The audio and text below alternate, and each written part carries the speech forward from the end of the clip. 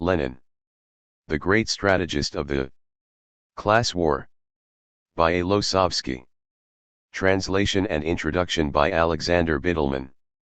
Published by the Trade Union Educational League, 1113 West Washington Boulevard, Chicago, 111. Introduction.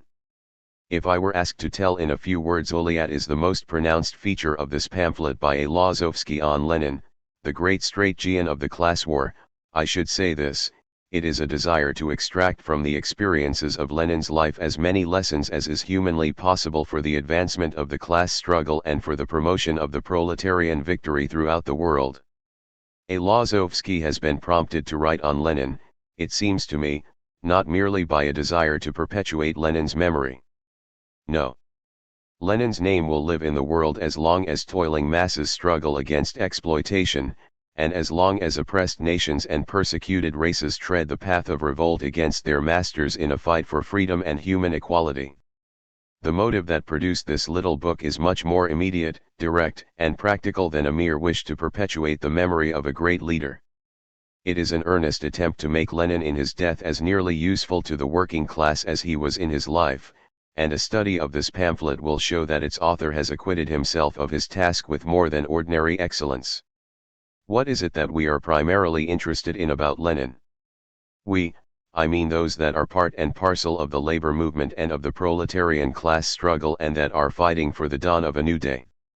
What do we want to know about Lenin and for what purpose? Lenin was the founder of a great party, the Communist Party of Russia. He was the leader of the first successful proletarian revolution. He was for over 6 years the head of the first workers' and peasants' government in the world. He was also the founder and recognized leader of the Communist International. For us, working class militants in the cause of labor, there is a world to learn from the experiences of Lenin as to how to educate, organize, and arouse the masses to action against their capitalist exploiters. What we all want to know is, how did Lenin do it?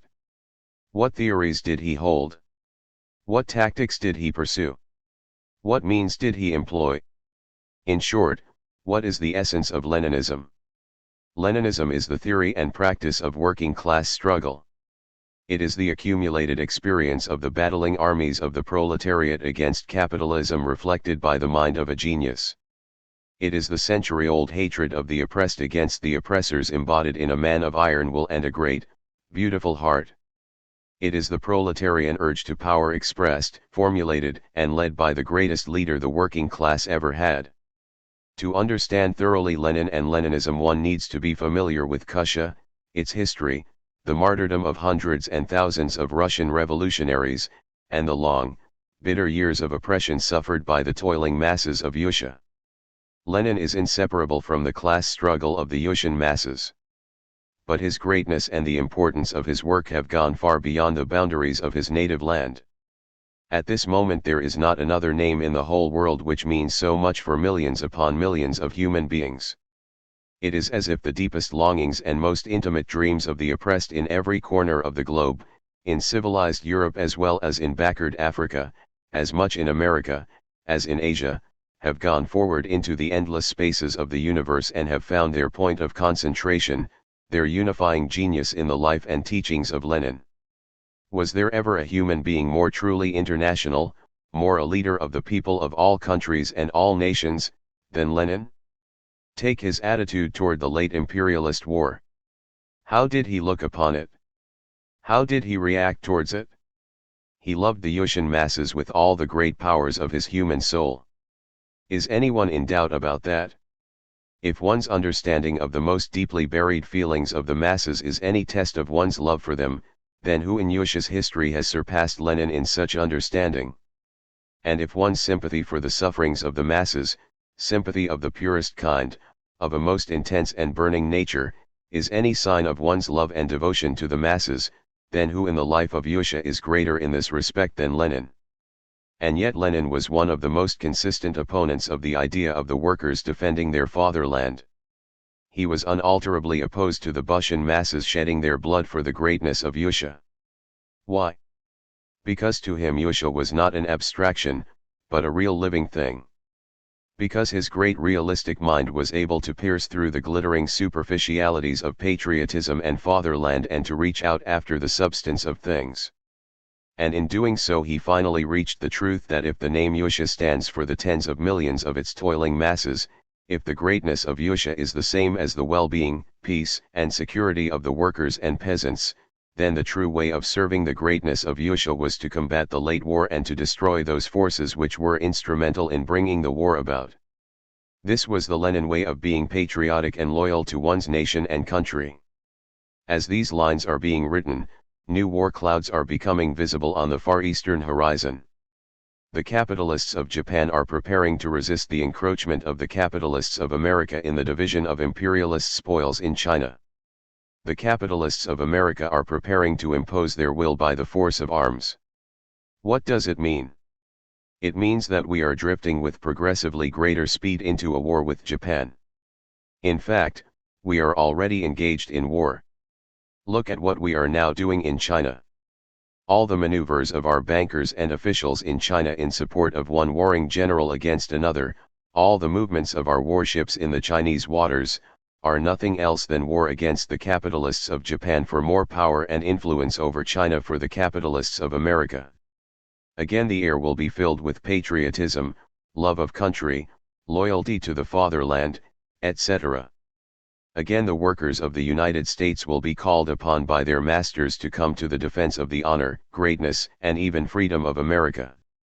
The capitalist press of the country, these giant factories for the production of sham and camouflage to dope the working masses, will again start out on a systematic campaign to befog and befuddle the minds of the masses into the belief that their country is in danger of being attacked by a foreign enemy. And when this begins to happen we shall be badly in need of some antidote to the poisonous influences of war propaganda. And what better means is there for such purpose than the wholesome, nourishing and sustaining food of Leninism? When in trouble, go back to Lenin. When in doubt, consult Lenin. This should become the maxim of every worker and poor farmer in the United States. For there is no surer guide to what the oppressed masses must do to protect themselves against the conspiracies of the capitalists than the teachings and directions of Leninism. Is it war that you are called upon to sacrifice your life for? If it is, here is what Lenin will tell you. First, inquire, ask questions. Who is it that calls you to war? For what purpose? In defense of whose interests? And when you find, as you are bound to, that the war is championed by the capitalists, that you are called upon to defend the profits and power of your bosses and exploiters, that it is a war of imperialist robbery and plunder, you will say what Lenin said, not a cent and not a man for the aggrandizement of our class enemies. Instead of waging war for capitalism, we shall start war against capitalism, for the overthrow of the power of our bosses and for the establishment of our own rule. And, then, you might ask some more questions. You might want to know how best to fight your economic battles, how to resist wage cuts, open shop strikes, unemployment. You will find, for instance, that one of your main problems in the coming months will be how best to strengthen your unions, to rejuvenate them with a new spirit of militancy and hopefulness. What must you do? What can you do? Turn to Lenin, he'll tell you. He has built a party and led a movement which already conquered for the toiling masses 1/6 of the earth's surface. He ought to know how you do those things. Ask him and he'll tell you. Then, if you go deep enough into the problems of the working class, you will strike the problem of all problems, the question of how you can do away with capitalism altogether. And you will want to know the best way, the surest road, the shortest cut to your final goal. And again we say, ask Lenin, study Leninism. As with all knowledge that is really worth having, there is no royal one or short road to the study of Leninism. Many books have been and will be written on Lenin and on Leninism, which is merely another name for the great art and science of the social evolution. Those working class militants, who are truly ambitious to serve their class against capitalism, will no doubt find the time and energy required for a thorough study of Leninism. And as a beginning or introduction to such a course of study we know of no better work than this pamphlet by A. Losovsky. Losovsky's pamphlet should be carefully read and studied by every trade union militant who is active in the labor movement, for there are few better ways of assimilating the experiences of great one is tempted to say the greatest revolutionary leader and turning these experiences to good account in one's own immediate work, than by studying the life work of Lenin. And for this one would want no more efficient and kindlier guide than this little book. When you are through with the reading of it, you grasp, perhaps for the first time, the true stature of the Russian giant. His marvelous knowledge of economics and the social sciences generally, his great analytical mind, his almost superhuman sense for detecting the deep, quiet processes that are constantly taking place within the broad masses, his flexibility of mind, his burning hatred of capitalist oppression and his iron determination to fight the bloody thing to a finish, all these qualities of Lenin take living shape under the pen of Losovsky, who has succeeded in presenting us with a most illuminating picture of the great strategy of the class struggle. We cannot all become Lenins, it is true, but many a working man and working woman can succeed in approximating the great leader to one degree or another if sufficient effort is lent in that direction in a conscious and determined way. Our class is badly in need of leaders loyal, capable, and efficient fighters in the proletarian struggle for power. Never in the history of society has an oppressed class struggling for freedom confronted an enemy as clever, tricky, resourceful, unscrupulous, and brutal as is the ruling class of today, the capitalists. This fact imposes a duty upon every working class militant to study and learn the art and science of social revolution, to familiarize himself with the tactics and methods of Leninism which have been proved to be the only way to the overthrow of capitalism and the complete liberation of the working class. Alexander Bittelman. Chicago, September, 1924. A leader, not a hero. There are epochs in human history when single individuals incorporate the experiences and historical tasks of whole classes. History develops by curves, and as the class struggle develops in intensity, these individuals appear in the foreground and assume their greatest importance at a time when the social antagonisms reach their highest point. Human history knows of many examples of gifted statesmen, thinkers, politicians, and diplomats. But all of them up till now have been representatives of the feudal and capitalist classes. Only in the 19th century, when the proletariat came to feel itself as a class, do we find the reflection of its interests in the genius, Marx. Lenin is the direct successor of Marx. When we consider closely Lenin's role in the labor movement of the last decades, the first question that appears is, whether we Marxians ought not to revise our theory regarding the role of single individuals in history. For is it not a fact that Lenin has been a living illustration of the theory of the heroes and the masses, and did he not, by the activities of his life, disprove the correctness of the materialist conception of history? We must consider this problem at the very outset in order to relieve ourselves of any false idealistic conceptions that we might entertain. The truth is that the real greatness of the genius of the most outstanding strategian of the class struggle can be correctly appreciated only from the point of view of the class whose leader he was. The Marxians who enter the study of Lenin's role in history are under no necessity of abandoning their theory of the relation between heroes and masses. Quite the contrary.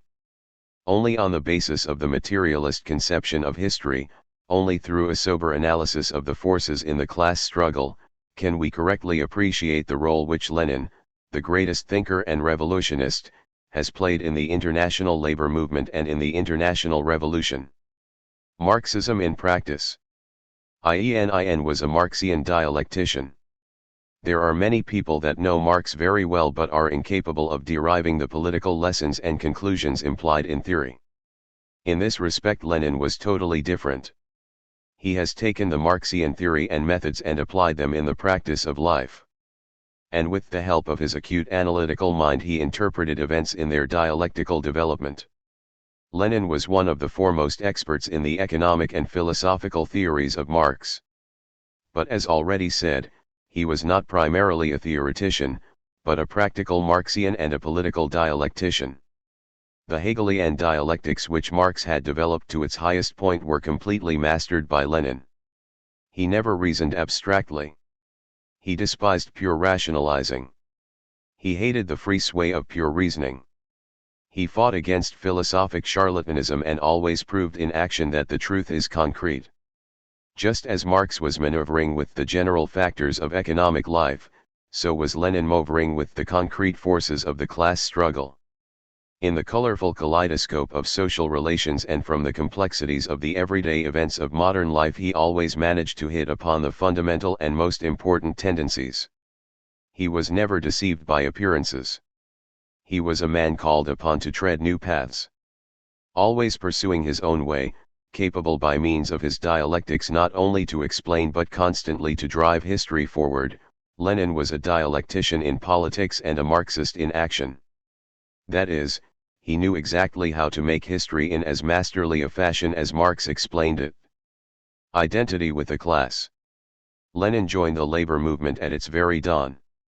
The first spontaneous outbreaks of the class struggle in the 80s reverberated through Russia with a resounding echo.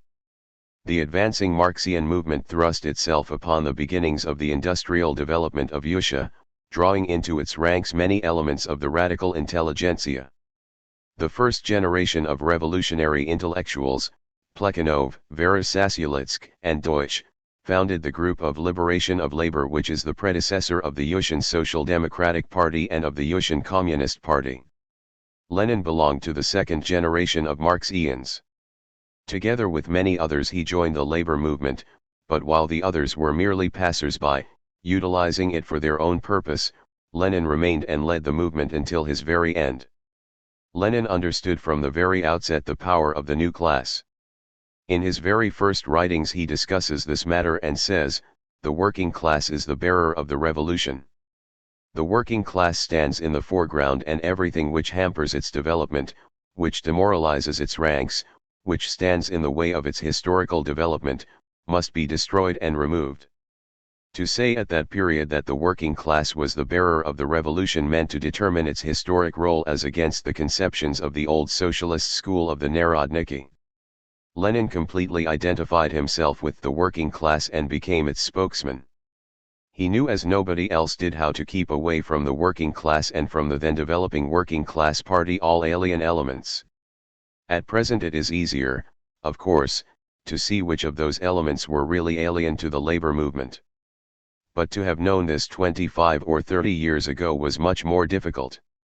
At that time there were no material advantages to be derived by people accepting the Marxian theory. On the contrary, they had to bring sacrifices, suffer persecutions, etc. Nevertheless, some of these Marxians were nothing more than hangers-on to the labor movement. Chief among those was Peter Struve, formerly a social democrat and later on a leader of the left wing of the liberal movement, still later a member of the Constitutional Democratic Party, and at present a monarchist. One required a sharp theoretical mind, and an extraordinary instinct, to detect in the Marxian phraseology of the first work of Peter Struve the real weak spots. 11. Lenin possessed the ability to guard the working class theoretically and practically against the intrusion of alien elements. He also knew how to relieve the labor movement of those of them who succeeded in getting into it. Lenin knew the working class, he had faith in it, he grasped its historical importance and therefore understood how to maintain the integrity of the labor movement. 12. Building the Russian Party. The working class will win, but only in the event that it succeeds in creating a strongly united organization which is ideologically homogeneous.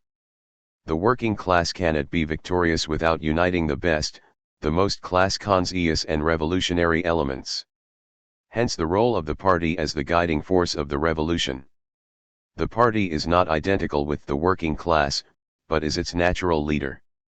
The party leads the masses only inasmuch as it is organically united with the working class reacting to its everyday life. Without a party the working class cannot make a single step. Without a party the revolution is an empty phrase. Theoretically this truth was recognized even by Lenin's predecessors, but it was he alone who understood how to translate into practice these theoretical propositions. The history of the Russian social democracy and of the Russian Communist Party is organically bound up with the activities of Lenin. He was the organizer of the party, the educator of a whole generation of party workers and leaders, beginning with the time of underground groups up till the moment when the working class assumed power in the largest country in the world. It was because he understood that the working class cannot live without a party that he devoted his greatest attention to the building up of such a party. It would be difficult to find another man in the history of parties whose life and activity was so intimately interwoven with the party as was Lenin's with the Russian Communist Party. He was its theoretician, its man of action, agitator, propagandist, organizer and leader. He was soldier and general, teacher and pupil, but never did he get the idea that, the party, this is I, as his opponents used to reproach him. He realized that the power and greatness of the party depends upon its organic connection with the masses, its collaboration with the creative and progressive elements of the working class. One can state without exaggeration that the Russian Communist Party was the creation of his spirit, the work of his hands. Such a party could be created by one who is perfectly clear as to what are the mutual relations between the party and the class. Lenin's slogan was, "The party above all." Why? Because the party is the vanguard of the working class, and as such must know not only how to march forward but, if need be, to go against the spontaneous movements among the workers and at 13. Decisive moments powerfully to assume the offensive. The party is the organized consciousness of the class, a fact which distinguishes it from the unorganized elemental movements of the workers. 14. Self-criticism and frankness. Lenin knew exactly the strong and weak sides of the labor movement. And for this reason he reacted so exceptionally critically to every theory built upon the backwardness and weaknesses of the working class. He possessed a sixth sense, the sense of anti-reformism. He smelled reformism from a distance.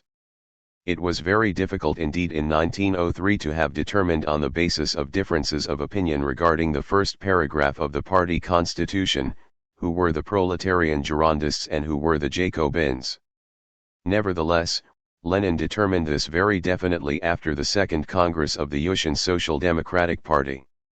Through the formulation of the famous paragraph 1, he came to the creation of the Girondist wing of the party.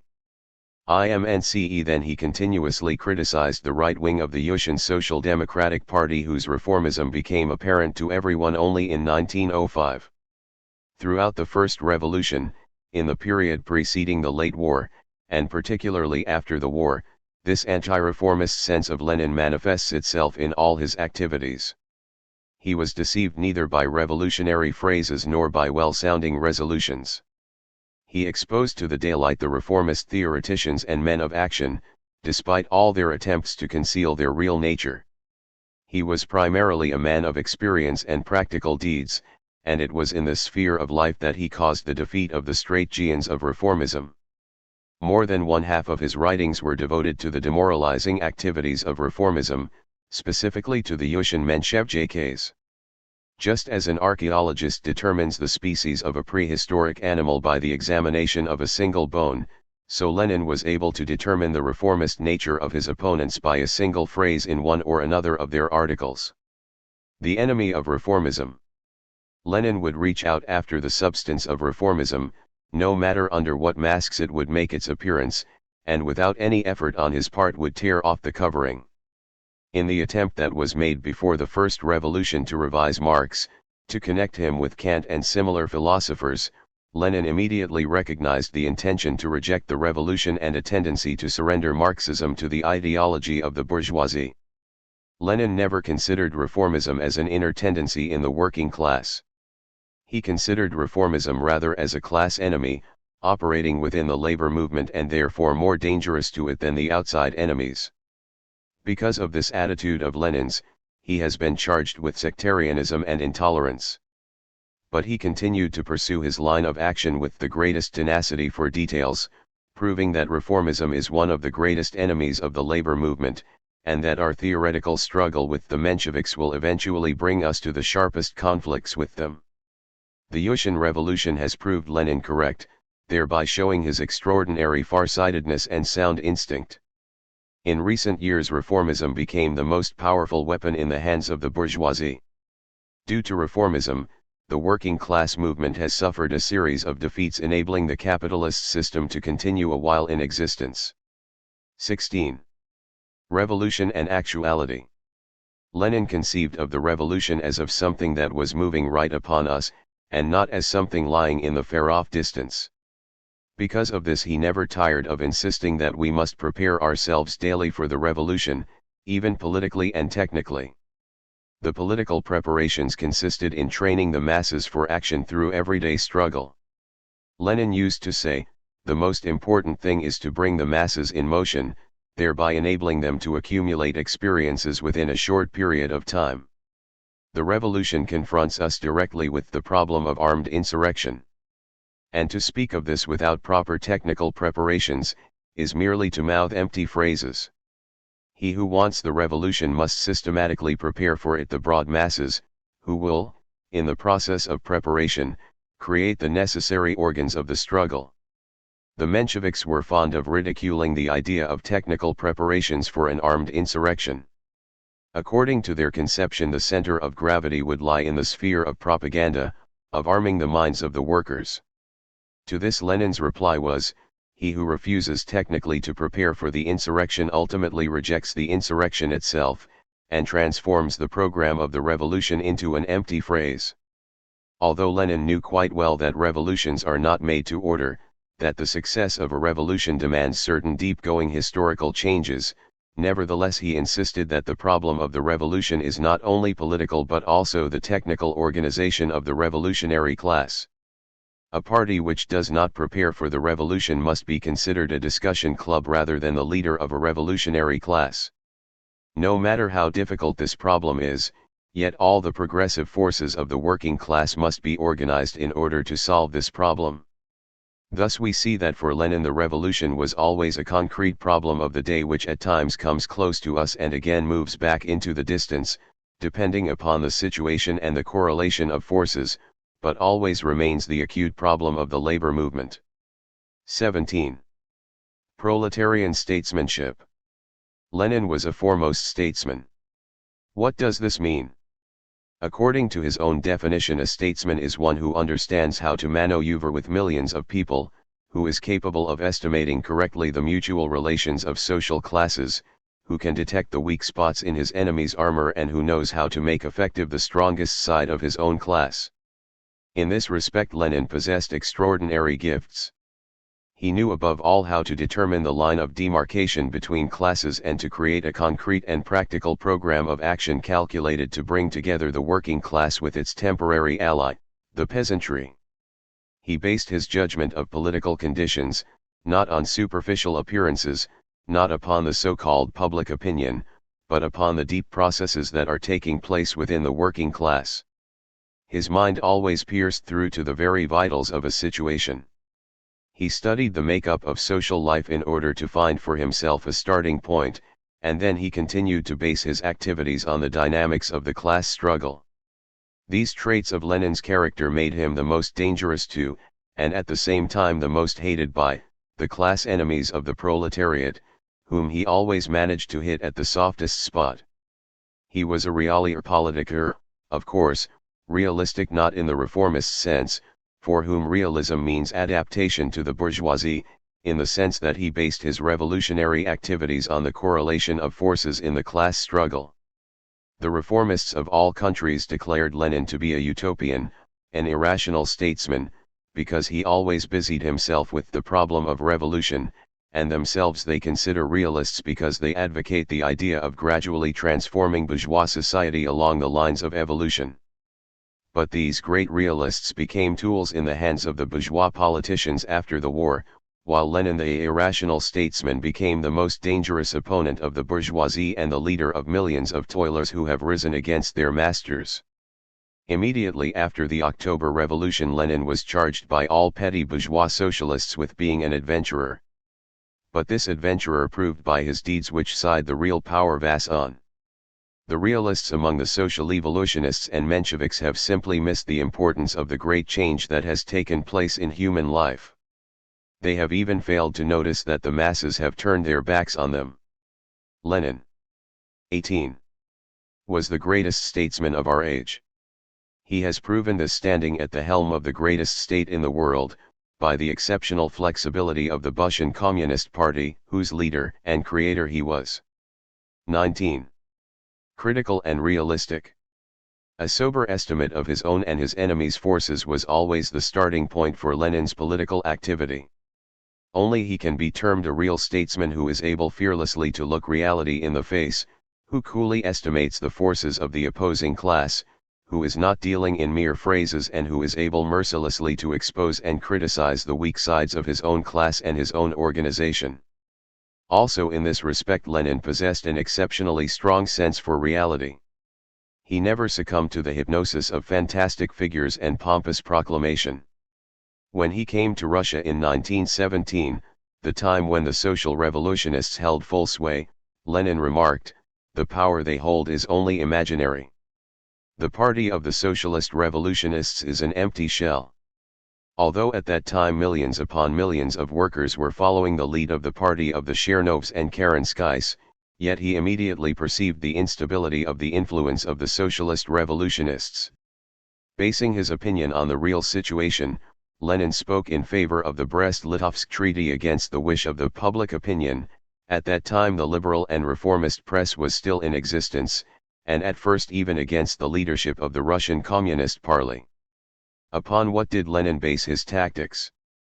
Upon those deep processes which have been developing within the broad masses. While these latter had been protesting against the peace treaty, the soldiers were leaving the front en masse. Lenin has defined the situation by a very laconic but significant expression: the peasants have voted in favor of peace with their legs because they have been leaving the front. No amount of phraseology in favor of a revolutionary war could convince him to the contrary. He was asking his opponents, have you got at least one regiment, have you the support of any armed power, which could be put up against the fleeing, demoralized peasant masses? We cannot fight. We need a breathing space. No matter how short, it will be of advantage to us. History has proved that he was right.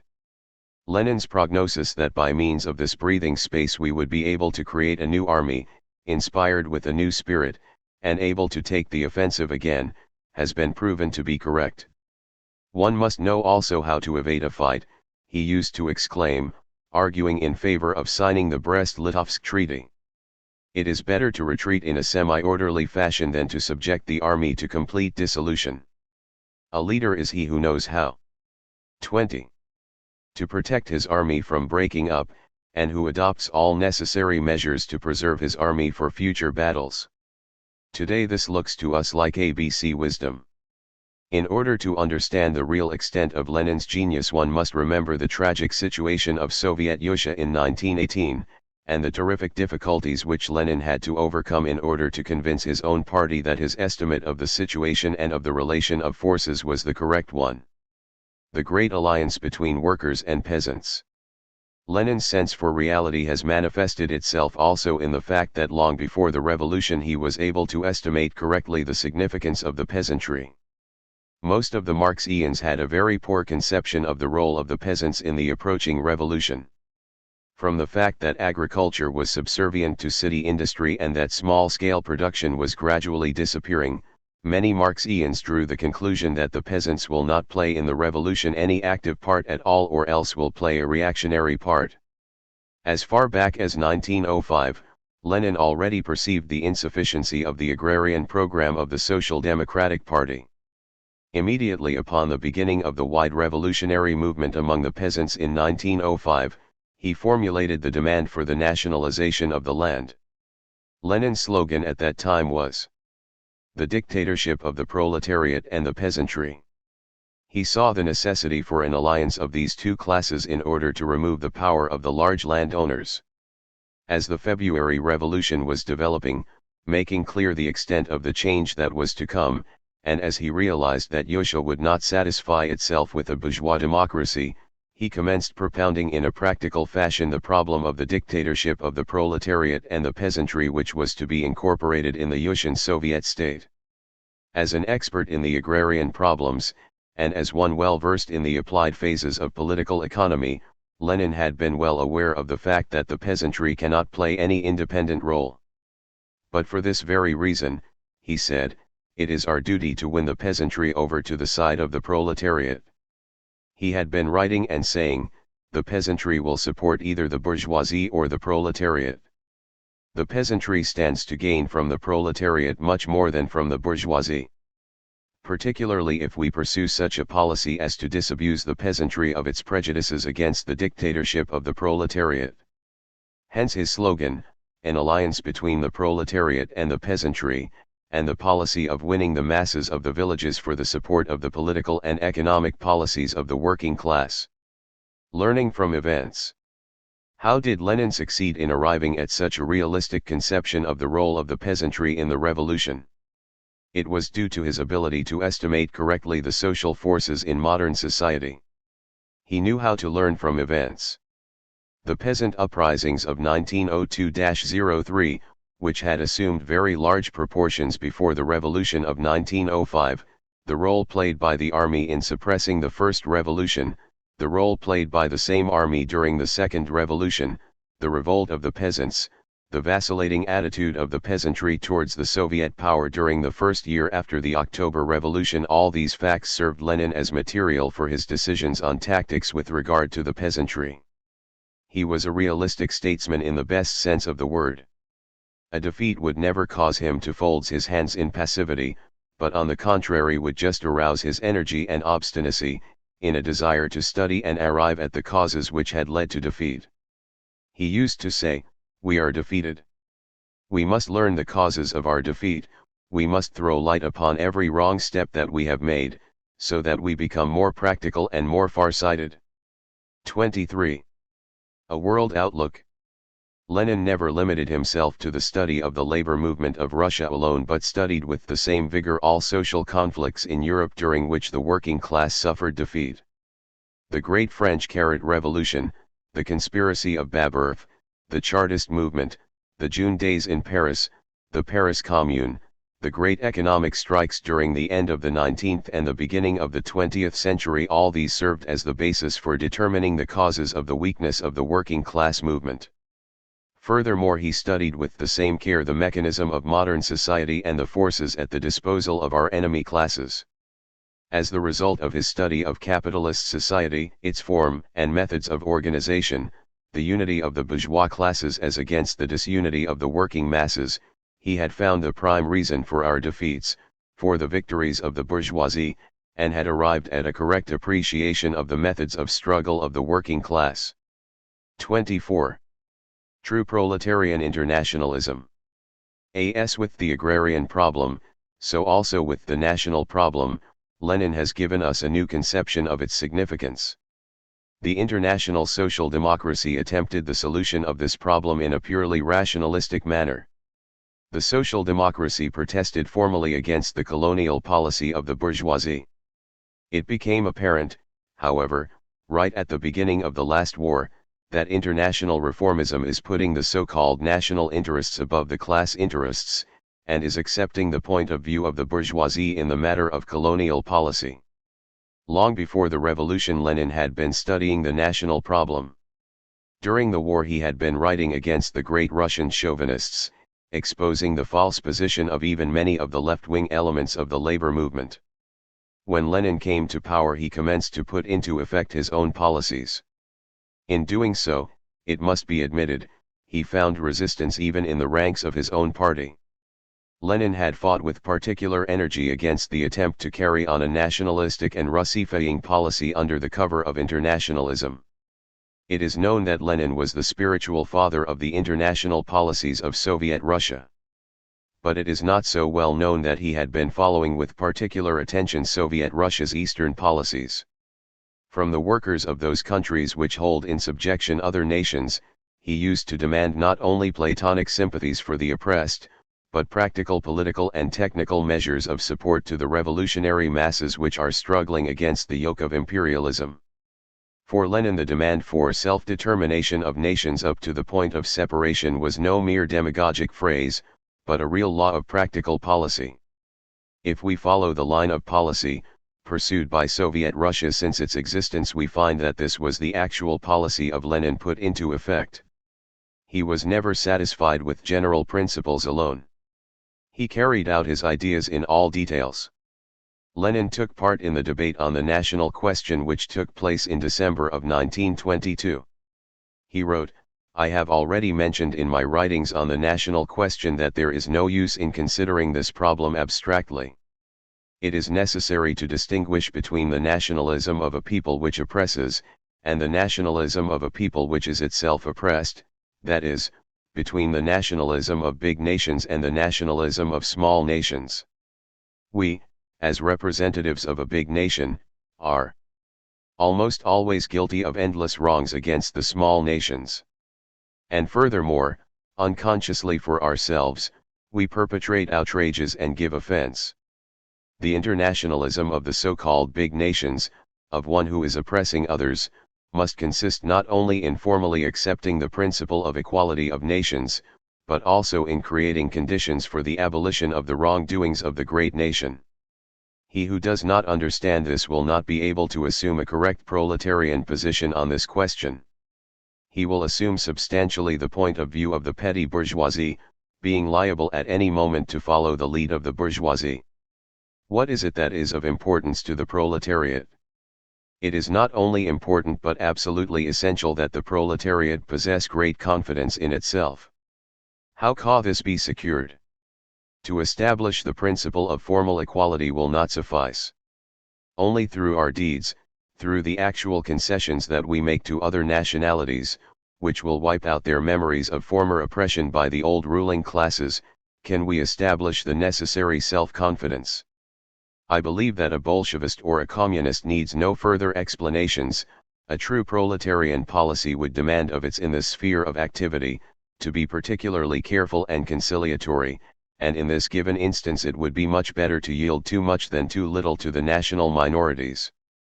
The interests of proletarian solidarity, and consequently of the proletarian class struggle, demand that we consider the national question not merely in a formal way. We must take into consideration the difference of conception and ideas between the great nation and the small nation. Nothing is so detrimental to the development and consolidation of proletarian solidarity as a sense of national injustice.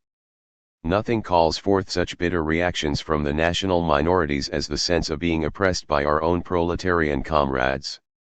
This quotation shows the whole genius and simplicity of Lenin's deep understanding of the psychology of the oppressed peoples. Now, has Lenin's national policy brought any positive results? If there is any doubt on that score, it can be obliterated by merely inquiring of the oppressed peoples of the East. The oppressed peoples of the entire East have a very correct understanding of the deeply international and revolutionary proletarian character of Lenin's national policy. The gift of orientation. Lenin possessed the exceptional ability of orientation and Marxian farsightedness. As a realist in class politics, he quickly perceived the nature of bourgeois democracy. But it was in this field that great efforts had to be made to free oneself from historic traditions. For was not Lenin the founder of the social democracy which had inscribed on its banner that the way to socialism lies through democracy? Yet in spite of all this he was successful in destroying all fetishes of democracy. He succeeded in this because of the revolution which in its development had to overcome these democratic obstacles. He did not shrink even from dissolving the Constituent Assembly, which had been a sacred thing in the minds of many generations of Russian intellectuals. Political democracy was never able to blind his eyes to the social and economic problems of the revolution. As against bourgeois democracy, he placed the democracy of the proletariat. International reformism saw in this act of Lenin's his heaviest sin, while in reality it was one of his greatest contributions to the proletarian class struggle. The civil war in Russia had exposed the fractions and parties, which had been fighting under the banner of democracy and the Constituent Assembly, as real counter-revolutionists.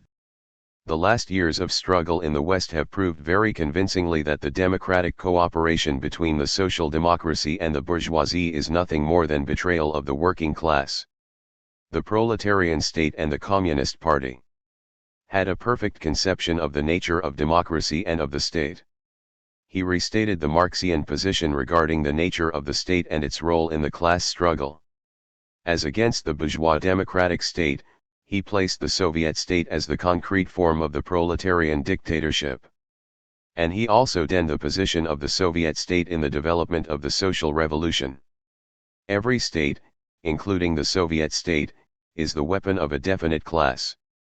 The state as such is an organ of oppression of one class by the other. In this definition is contained the idea of the transitory nature of the state from a historic point of view. By the abolition of classes and the class struggle, the state will disappear, but as a result of many years of historical development and not as a result of one single act, as in the conception of the anarchists. To bring about the situation where there are no classes in society, is possible only by means of a firm dictatorship of the working class, because it is only by means of such a dictatorship that we can break the resistance of the classes that are opposed to the proletariat. Lenin also knew that the establishment of the proletarian power is impossible without a violent revolution, and that the maintenance of this proletarian power would be impossible without a merciless suppression of the exploiting classes. But the state is not an abstract category. The proletariat creates the state in a form which is most advantageous to itself. Such a form is the Soviet system of state, for it best unites the workers for management of the economic and political affairs of the country. Consequently, the Soviet system is the best form of the proletarian dictatorship, and the Soviets are the best adapted fighting organs of the working class. How does the working class realize its dictatorship? Naturally, through the Soviets. And how do the Soviets realize their dictatorship? Through special organs created by themselves. The opponents of communism criticized Lenin for the fact that he placed the sign of equation between the dictatorship of the class and the dictatorship of the party. They said, the dictatorship of the class is one thing, while the dictatorship of the party is an entirely different proposition. To this Lenin replied, the working class must realize its dictatorship through its vanguard, and since the Communist Party of Russia is the vanguard of the working class, it is quite natural that this party exercises the power of the proletarian rule. This theory Lenin had put into effect. And it is not an abstract theory, but a living reality. In the gigantic workshop called Soviet Busha were forged the new historic forms of working class power, and new methods of struggle for its liberation. Lenin always went ahead, clearing the path, casting aside all prejudices and throwing a mighty searchlight of Marxism upon the complex problems of the social and economic struggles. Power of concentration. As a foremost strategist, Lenin understood how to direct the *** attention of the masses to itself, how to concentrate the fighting energies of the masses, directing them to some central point. He knew the secret of formulating slogans in a simple and universally understood manner. He also knew as nobody else did how to organize the masses and lead them into struggle, always in accordance with the fundamental principle of strategy, which is, that the offensive is the best defensive. Lenin never permitted the initiative to slip out of his hands. He knew that the moment the enemy seizes the initiative, our battle is lost. He was always striving towards determining results, even if they were small. He pursued our class enemies to the point of their complete destruction. He knew neither sentimentalism nor vacillation, which was the result, not of bloodthirstiness as our class enemies would have us believe, but of his deep understanding of the mechanism of the social struggle. When the class struggle reaches a sharpened stage, indecision is much more costly to the working class than the utmost relentlessness towards the enemy. In moments of decision, the least failure to adopt energetic measures results in the working class paying with thousands of lives. Such indecision enables the enemy to collect its forces and to assume the offensive. In the whole of Lenin's activities the following passes like a red thread: initiative, determination, ruthlessness, the pursuit of the enemy until he is destroyed, quick action, and the concentration of the proletarian forces at the weakest spot of the enemy's front. At the same time, Lenin understood how to diagnose the weak spots in the armor of his own class. He would fight and exclude from the midst of the proletariat many elements and whole social groups that were steering against the course of the proletarian movement. He had a very fine sense of perception for all the quiet processes that are going on within the masses. He sensed very quickly all the subterranean forces within the proletariat, and he always understood how to differentiate between the sound and unsound tendencies within the working class. We must not forget that the working class finds itself within the capitalist order of society, and that as a result of this, capitalism is exerting a great influence over the proletarian masses. Conformism, for instance, is the ideology of the bourgeoisie transplanted on working class soil. Lenin was in posse's Zion of an iron will to fight. He never permitted himself to be intimidated by defeats. He always entrenched himself in the positions to which the working class would be compelled to retreat and from there again assume the offensive. An organizer of masses. Lenin was not only a foremost Marxian, a statesman and strategian of extraordinary foresightedness, he was also one of the greatest organizers and leaders of the masses. He knew how to unite around himself large masses of human beings, to draw them into a mass movement, and to lead them into struggles. He always stood at the central point of the class struggle. He was charged with energy, with faith, with absolute conviction, transmitting all this not only to those who stood close to him but also to hundreds of thousands and to millions. The international reformists speak of Lenin as the destroyer of socialism, a sectarian, an intolerant spirit, and so forth. Yes, we will admit that Lenin was the destroyer of bourgeois and petty bourgeois parties. He couldn't tolerate reformism. He was a sectarian because he refused to deal with the betrayers of the labor movement. The work of Lenin's life speaks for itself. This spirit of destruction stood at the head of a mighty country. This sectarian has been the founder and leader of the greatest political party in the world. This spirit of intolerance left after him more love and loyalty than anyone else in the course of thousands of years. Lenin's organizing abilities have found their expression in 30 years of work, beginning with the creation of illegal political groups up to the point when he assumed the leadership of Soviet Russia. For him there was no struggle possible, no victory possible, without organization. Organization work was part and parcel of his life's activities. He had built his organization from the bottom up. He created a school of organization that is being followed by a generation which, from his theory and particularly from his action, will draw inspiration for years and years to come. The embodiment of the proletarian will to power? Of Lenin's most notable characteristics was his willpower. He knew nothing but the revolution, and had been pursuing this end with all his energy. So-called public opinion had no influence over him. He never paid any attention to what the other fellow will say. He always felt the pulsation of the working class, because he was so closely connected with it. He also knew how to swim against the current, how to overcome obstacles, whenever this was demanded by the revolution. Let us recollect how he passed to Bussia through Germany at the beginning of the revolution without paying the least attention to the insinuations of the capitalist and reformist press the world over. He possessed the ability to concentrate his willpower and to strike the enemy at the weakest spot. While he was very patient with his friends, he never knew or showed any tolerance to the betrayers of the working class. When a friend of yesterday would become the enemy of today, Lenin would pursue the same tactics of uncompromising hostility. His tactics were always elastic, which enabled him to utilize even the slightest mistake of his opponent in order to drive a wedge into the ranks of the enemy. He never shunned responsibility, especially in decisive moments of struggle. He always knew what he wanted. The most characteristic feature of the political and moral physiognomy of Lenin, this gigantic concentration of the will of the proletariat, were his extraordinary willpower and his all-inclusive spirit. Formal logic versus revolutionary tactics. If one were to apropos the estimation of Lenin's activities from the point of view of formal logic, one would find quite a number of contradictions. On the one hand, if one analyzes his activity from the point of view of the objective conditions with which Lenin was dealing, and also considers dialectically the developments themselves, then all contradictions will disappear. He pursued the tactics of quick changes in orientation.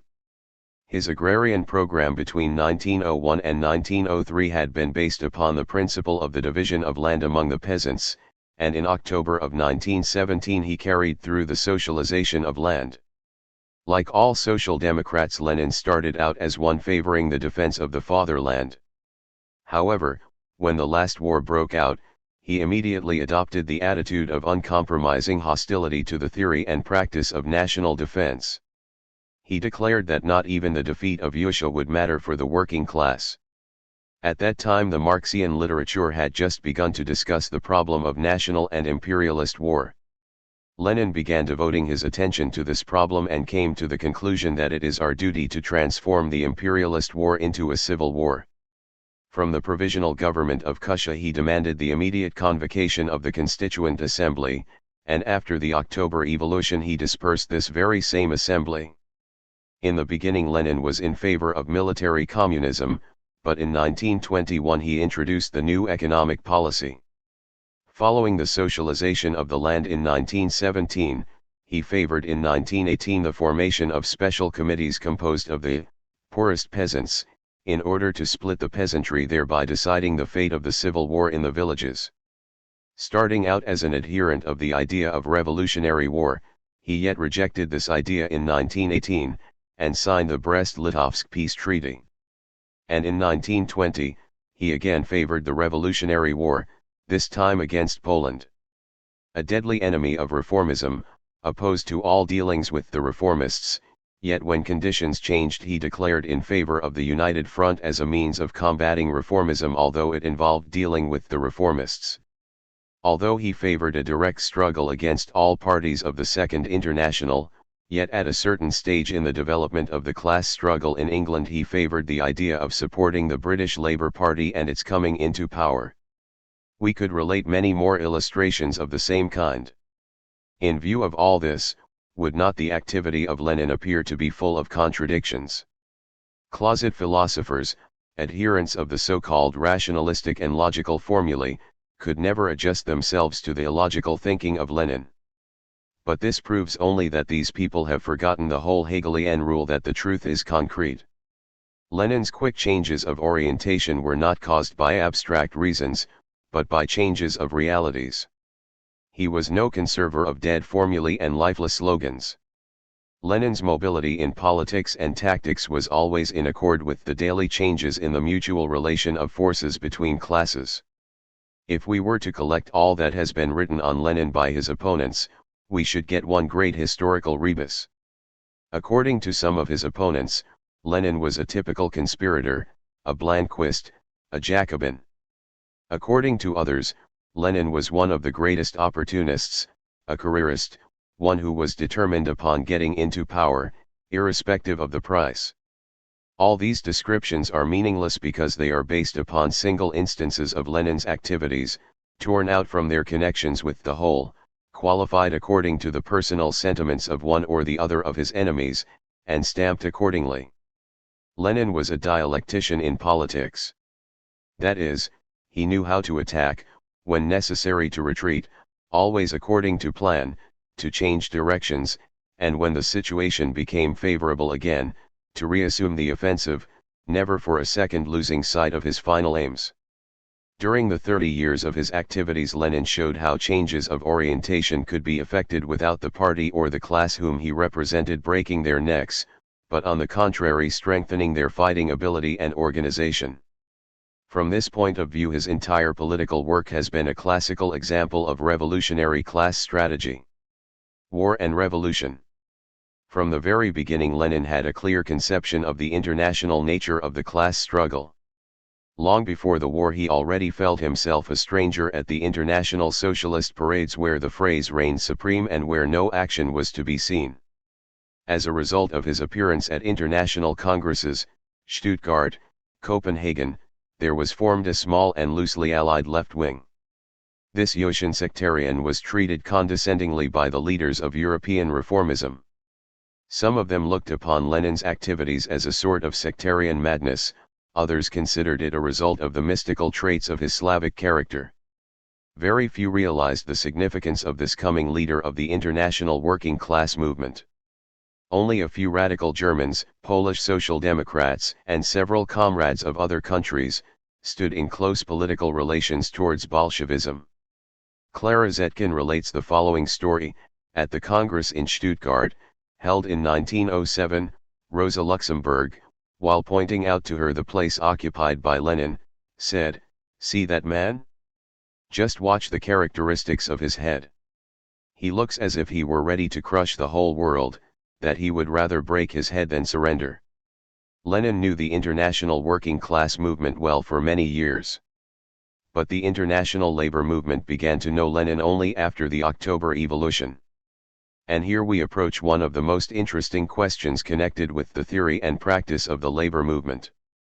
How many people are familiar with the giant of scientific socialism whose name was Marx? A few hundreds of thousands. On the other hand, how many have heard of Lenin? Hundreds of millions. How is this to be explained? Marx forged the weapon of criticism for the struggle against the capitalist system, while Lenin employed this criticism as a weapon to strike the enemy over the head. The oppressed millions have gotten a very clear conception of the significance of what Lenin was doing, while the materialistic conception of history, the theory of the socialization of production, could be understood by a limited number of people. But the expropriation of land, factories, and banks, the abolition of exploitation, the annulment of debt, such propaganda by Action appealed to and was understood by the widest sections of the working class. One of the French bourgeois papers wrote after Lenin's death, his thoughts were grey and theologically monotonous. For the bourgeois world the ideas of Lenin were really grey. But how did the international working class movement respond to his ideas? Millions of people understood his thoughts because they were simple and within the grasp of the masses. They were in harmony with the class instincts of these masses, if not always with their conscious understanding. But the true greatness of Lenin's grey ideas could be seen only after these ideas had been transformed into red actions. When at the end of 1914 Lenin spoke of the necessity of putting up the civil war against the imperialist war, not even the left wing could follow the trend of his thoughts. He therefore organized at Zimmerwald a left wing which assumed definite form only at Kienthal. But even after the conference at Kienthal, one of its participants, the French delegate Brisson, spoke of Lenin as of a queer sort of fellow who had been making publicly very childish propositions. From the very beginning Lenin had a very clear idea as to what results the imperialist war would bring to humanity, and that the capitalist world would under no circumstances be able to avoid civil war. This explains his radical slogans. But the international labor movement had been developing very slowly. It had to have a few more years of war before the masses would come back to their senses.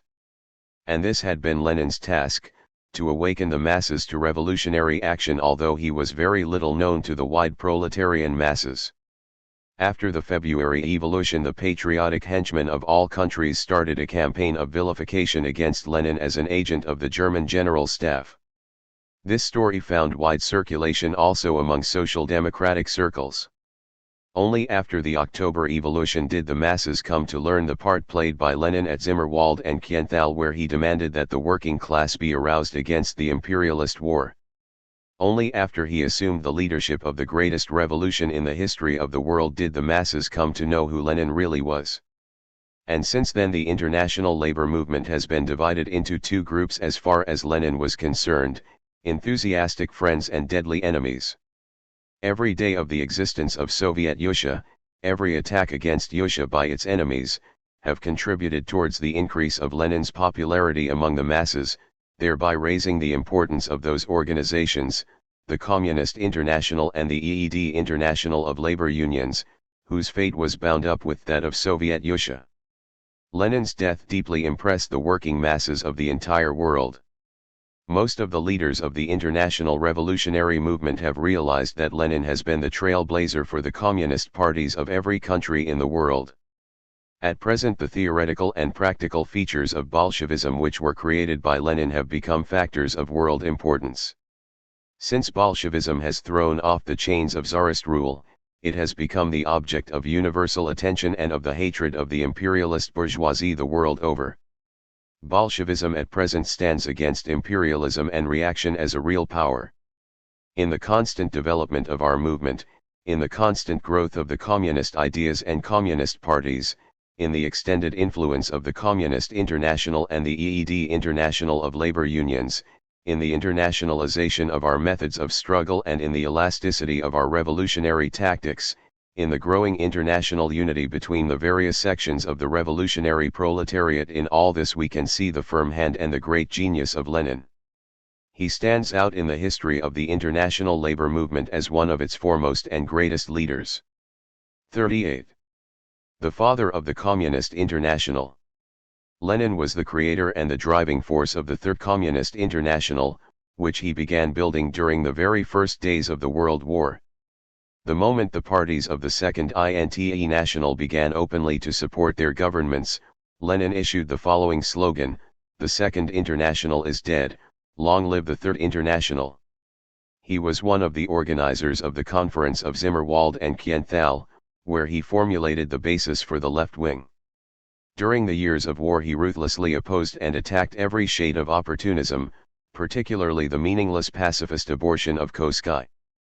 But it was only after the October Revolution that conditions became ripe for the Third International, conditions which laid the national, territorial, social, and political foundations for the international of action. The Yushin experiences served the Communist International as the guiding line of its policies. However, Lenin did not reject in an offhand manner everything that was created by the Second International. He understood how to differentiate between what was valuable and what was not. In his article entitled "The Third International and Its Place in History" he said the following: "The First International laid the foundation for the international proletarian struggle for socialism. The Second International constitutes the epoch in which the ground has been prepared in a number of countries for a mass movement. The Third International utilizes the results of the activities of the Second International, breaks with the opportunistic, social chauvinistic, and petty bourgeois tendencies, and begins to realize the dictatorship of the proletariat." In the same article Lenin explains what he considered the foundation of the Third International. The historic world significance of the Communist International consists in this, that it begins to put into effect the things which Marx has proven theoretically to be a necessity, thereby realizing the consequences produced by the socialist and labor movement, that is, the dictatorship of the proletariat. Lenin gave the Communist International not only its ideological direction by formulating many of the theses adopted by the Comintern, which have drawn the attention of the communist parties to the importance of the agrarian and colonial questions, to the mutual relations between the dictatorship and capitalist democracy, but he also participated directly and actively in the solution of all problems confronted by the Communist International. Between congresses he always occupied himself very intensively with the problems of the communist parties all over the world. And when, in the beginning of 1920, he noticed the appearance of a sort of utopian communism, he began struggling against it in his famous booklet, The Infantile Sickness of Communism, thereby dealing a death blow to this tendency. After the formation of the Communist International, Lenin's main worry was to close the gates to the opportunist elements. The famous 21 points, which attracted so much attention, not only of the reformist press but also of the capitalist press, belonged to Lenin. Lenin looked upon the Communist International not as a meeting place of all kinds of independent national parties, but as an absolutely homogeneous international fighting organization. However, he always had regard for the situations of the various countries, and never presented exaggerated demands to the newly formed communist organizations, for he knew only too well how much effort it would require to educate politically and organizationally and to put on the right track all those new communist parties which had just emerged from the ranks of the social democracy. He considered it the best means to pursue a clear revolutionary policy and, in this sense, he developed his activities in the Communist International. Lenin was, for the Third International, what Marx was for the First. The revolutionary workers of all countries have still a lot to learn from Lenin's works, particularly from his actions, because Leninism and communism are one and the same thing. Lenin and the trade unions. The trade union movement also is very much indebted to Lenin. First of all because he has determined the correct place to be occupied by the trade unions in the class struggle. He fought very bitterly all those in the trade unions of Europe that favored the existence of the trade unions as perfectly independent organizations from the political party of the proletariat. He proved in a number of cases that this idea of the independence of the unions from the political movement of the proletariat in reality means independence from revolutionary class politics, that the anarchists and reformists by preaching the idea of the independence of the trade unions are merely serving the interests of the bourgeoisie. Lenin looked upon the trade unions as the elementary units of working class organization, as the place where the masses are trained in organization, in collective management, and in communism. He was at one and the same time opposed to overestimating as well as underestimating the importance of trade unions. He always insisted upon the necessity of taking part in these mass organizations, irrespective of the nature of their leadership. In his book The Infantile Sicknesses of Communism, in the chapter entitled, Shall Evolutionaries Participate in Reactionary Trade Unions? He criticizes very energetically those communist elements which at the first onslaught of the reactionary bureaucracy become pessimistic and throw out the slogan of, out of the trade unions, an immediate split. Such tactics he designates as, unpardonable stupidity, which is equivalent to offering the greatest service to the bourgeoisie. He says, we must work wherever the masses are, criticize mercilessly the labor aristocracy which is dominated by reformism, narrow craft egotism, and the ideas of bourgeois imperialism. Lenin would emphasize time and again that without the trade unions the Soviet government could not have maintained itself in power for more than 2 weeks. The trade unions are the connecting link between the masses and the proletarian vanguard. It is only by our daily activities that we can convince the masses that it is only we who are capable of leading them from capitalism to communism. The development of the revolutionary trade union movement followed that of the communist movement. The Kussian trade union movement was to the KED International of Labor Unions of the same importance as the Communist Party of Russia was to the Communist International. The Russian trade union movement had begun developing with particular intensity after the October Evolutio under the ideological and political leadership of Lenin. Lenin followed the development of the trade union movement with the same interest with which he followed that of the communist movement. He would always explain that the Amsterdam International is the main support of the international bourgeoisie, and because of this was he so much interested in the Red International of Labor Unions, as can be seen from his communication to the First Congress of the EILU.